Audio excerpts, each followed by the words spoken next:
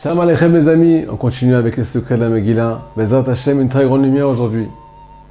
Esther Amalka, la reine Esther, a été envoyée par le tzaddik Mordechai pour rentrer dans le palais du roi Ahashverosh. Elle a pour mission de sauver son peuple. Mais Esther a dit à Mordechai, tu sais ce qui se passe pour quelqu'un qui vient de sa propre volonté dans le palais du roi et qui n'a pas été appelé? Il est tout de suite mis à mort. Mordechai lui a dit, écoute-moi bien. Si jamais c'est pas toi qui vas sauver ton peuple, ça viendra d'un autre endroit. Et qui sait si toi tu vas être sauvé? Esther a pris son courage à deux mains à Botaï. Elle se dirige de sa propre volonté dans le royaume de l'impureté. Il est marqué dans les secrets de la Kabbalah que dans le royaume d'Ahashverosh, il y avait des statues partout. Il y avait ce qu'on appelle de la Avodah-Zara, de l'idolâtrie, de la sorcellerie à n'en plus finir.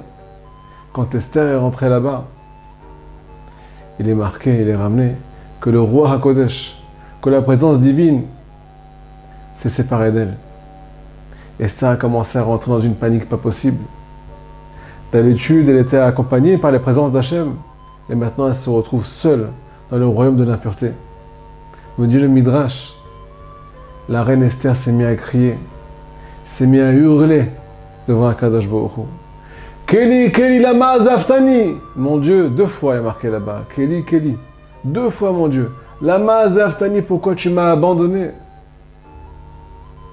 À ce moment-là, il est marqué dans la Megillah que le roi a vu Esther et elle a trouvé grâce à ses yeux.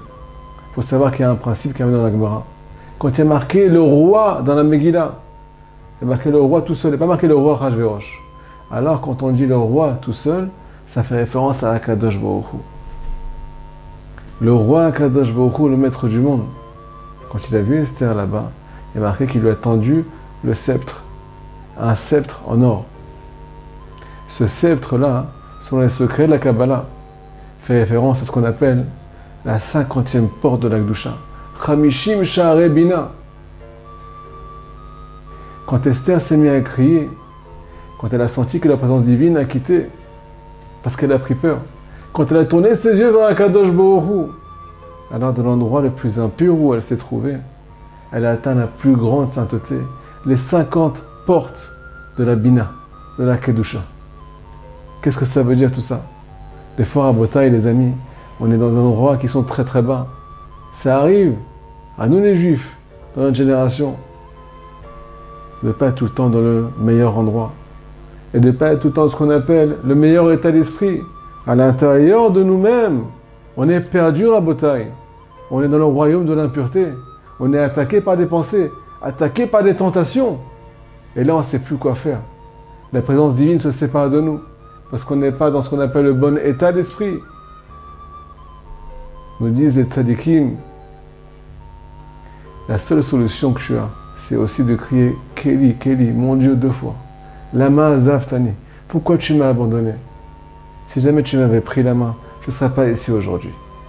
Le Harizal nous dévoile pourquoi Esther a crié 2 fois « Mon Dieu ». Alors là, on va dévoiler un secret à Botaï. Les tzadikim de la Chassidut Breslev nous dévoilent que, au nom du Harizal, et puis aussi ils vont approfondir le sujet, que une fois mon Dieu, ça fait référence à ce qu'on appelle un niveau spirituel qu'on peut atteindre, nous les êtres humains dans ce bas monde. Mais dans ce niveau spirituel, là, on peut attirer une miséricorde qui est accompagnée de ce qu'on appelle la rigueur.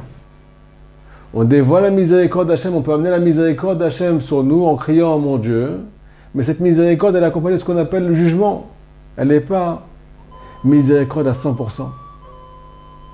Mais le fait que Esther a crié 2 fois, une 2e fois, mon Dieu, c'était pour dévoiler une miséricorde qui était au-dessus de tout.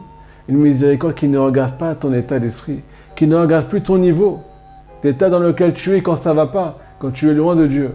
Et dans cette miséricorde-là, dans ce 2e niveau, chaque juif d'Israël peut trouver la délivrance. Il peut ramener la lumière de Dieu dans sa vie, même dans les états les plus catastrophiques, dans les situations les plus catastrophiques. C'est ce que Esther a crié. Keli, Keli, 2 fois, mon Dieu. Amène-moi la plus grande miséricorde. Quand je me retrouve au plus bas, je ne peux pas m'en sortir. Je ne pourrai jamais sortir de là-bas si ce n'est pas ta bonté qui est au-dessus de tout. Donc mon Dieu, aide-moi à sortir de là-bas. Rabbi Nachman de Breslev, Tzadik Yesod Olam nous dévoile. Afilou ba'astara shebetor ha'astara. Même dans la plus grande des pénombres, dans la pénombre des pénombres.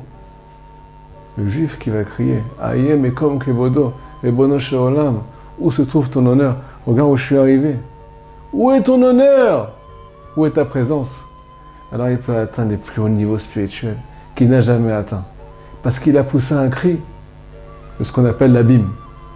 Et là-bas, Kadosh Baruch Hu, grâce à cette prière qui vient du fond du cœur, qui vient d'une détresse, nous dit Rabbi Nachman de Breslev, Kadosh Baruch Hu va dévoiler les plus grands secrets de la Torah à cette âme.